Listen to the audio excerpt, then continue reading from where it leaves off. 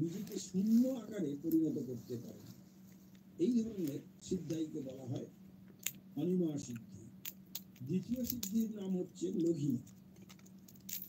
এতে করে কি হয়, যারা লঘিমা প্রাপ্ত হয় সেই সমস্ত যোগীরা ইচ্ছে মতো হালকা জলের ওপরে হেঁটে যেতে বা শূন্যে ঘুরে বেড়াতে পারেন। তৃতীয় সিদ্ধির নাম হচ্ছে গরিমা। এটা হলো অত্যন্ত ভারী হতে পারেন যোগীরা, লঘুকরণ ধারণ করা মুহূর্তের ব্যাপার মাত্র। 4 নম্বর সিদ্ধায়ের নাম হচ্ছে প্রাপ্তি। এই সিদ্ধি যাদের করায়ত্ত হয় তারা যে কোনো স্থান থেকে যা ইচ্ছা তাই প্রাপ্ত হতে পারেন, অর্থাৎ পেতে পারেন।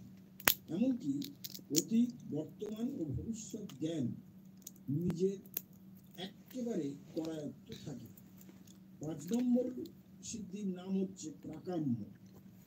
অর্থাৎ কোনো বাসনা, মনের মধ্যে যে বাসনাই হোক না কেন, এই সিদ্ধাই যে সমস্ত যোগীরা প্রাপ্ত হয়েছেন তার মুহূর্তে সেই বাসনা তিনি চরিতার্থ করতে পারেন। 6 নম্বর সিদ্ধার নাম হচ্ছে মহিমা বা কামা বসায়িতা। এই সিদ্ধাই যারা প্রাপ্ত হন সেই সমস্ত যোগীরা ইচ্ছে মতো বা খামখেয়ালি ভাবে যে কোনো জড়রূপ মুহূর্তে ধারণ করতে পারেন। নিজের ঐশ্বর্য শক্তি ও তেজ শক্তির প্রভাবকে ক্ষমতাবদ্ধ করতে পারেন এই সিদ্ধি যারা প্রাপ্ত হয়েছেন সেই সমস্ত যোগীরা। 7 নম্বর সিদ্ধার নাম হচ্ছে ঈশিতা।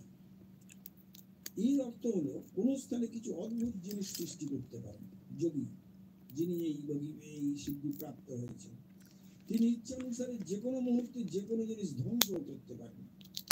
সৃষ্টির সবকিছু নতুন নতুন আবির্ভাব ও ধ্বংস করার ক্ষমতা যোগীর তখন আয়ত্তে এসে যায়। আর 8 নম্বর যে সিদ্ধি বা সিদ্ধাই তাকে বলা হয় বসিতা।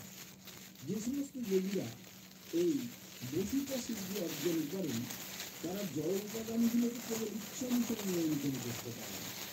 সৃষ্টির প্রতিটি জীবকে নিজে বশীভূত করতে পারেন ইচ্ছা করলেই। এইবারে তোমাকে আমি বলি, এই যে আমাদের 14 ভুবনের কথা বললাম তার মধ্যে ব্রহ্মলোক ও তপলোক রয়েছে। এই 2 লোকের বাসিন্দারা সকলেই কিন্তু জানবে অষ্টসিদ্ধি লাভ করেছেন, কেননা উচ্চতর গ্রহের অধিবাসীরা স্বাভাবিকভাবেই এই সমস্ত সিদ্ধির অধিকারী।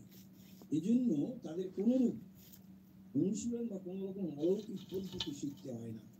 তারা ইচ্ছা করলে এক গ্রহ থেকে অন্য গ্রহে কোনো রকম আকাশযান ছাড়াই নিমেষে ভ্রমণ করতে পারেন। কিন্তু তারা এই অষ্টসিদ্ধিকে কখনো ভুল কাজে ব্যবহার করেন না। মূলত এই অষ্টসিদ্ধি অর্জন করে একজন যোগী তার আধ্যাত্মিক ধর্ম ও মানুষের যে কল্যাণে সেই শক্তি বা সিদ্ধায়ের ক্ষমতা প্রয়োগ করেন।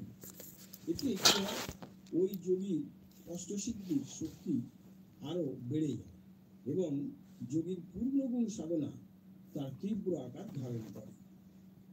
মাতাজি এই পর্যন্ত বলে থাকলেন। তারপরে বললাম, মাতাজি খুব ভালো লাগছে আপনার আলোচনা, কত কি আমরা জানি না, কিন্তু আপনি থাকেন কোথায়? মাতাজি তখন বললেন, আমার কি থাকার কোনো ঠিক আছে? কখনো কখনো কোথাও কোথাও থাকি, তা আমি নিজেই জানি না। আমি বললাম, তাও মাতাজি যদি আপনার সঙ্গে দেখা করতে হয়, আজকের এখানে বসে কতক্ষণ আর আলোচনা করা সম্ভব? যদি আপনার সঙ্গে দেখা করতে চাই, এ ধরনের কথা আরো জানতে চাই, তাহলে আমাকে কোথায় যেতে হবে? মাতাজি বললেন, শোনো, শতপন্ত লেখে আমি মাস 5-6 থাকি, তুমি সেইখানে এসো, আসলে তোমার নানান প্রশ্নের উত্তর দেব। হ্যাঁ বন্ধুরা, পরবর্তীকালে শতলেখ পন্থে মাতাজির সঙ্গে দেখা হয়েছে। ধীরে ধীরে সেসব কথা আমরা পর্বের পর পর্বে আলোচনা করব। আজকে 2য় পর্ব এখানেই শেষ করছি। আবার আগামী দিনে 3য় পর্বের আলোচনা হবে। আশা করি ভিডিওটি ভালো লেগেছে। যদি এই ভিডিও ভালো লেগে থাকে তাহলে আপনাদের সুচিন্তিত ও সুন্দর সুন্দর মতামত বা কমেন্টস লিখবেন।